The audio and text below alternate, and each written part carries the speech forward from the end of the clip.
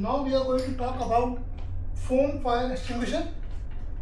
This is a foam fire extinguisher used to fight class A and B fires.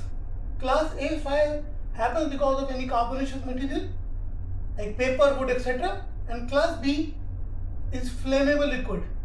That is basically means oil. This is basically used to fight oil fires. So the procedure is very simple, nothing to do.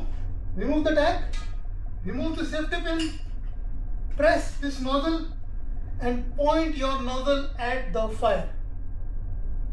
Try to find a vertical space around fire so that you can direct your nozzle, direct your foam onto the nozzle,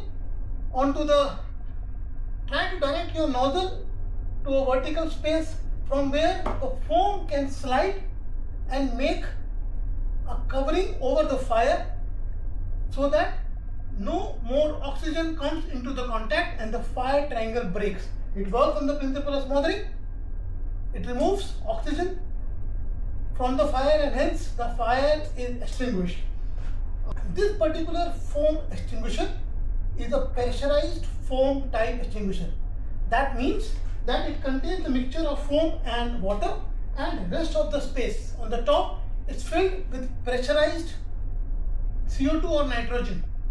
So as soon as you break this seal here by pressing this lever, the foam under pressure because of this gas here on the top comes out and we can extinguish the fire. With this particular kind of foam fire extinguisher, we have to keep 100% spare on board.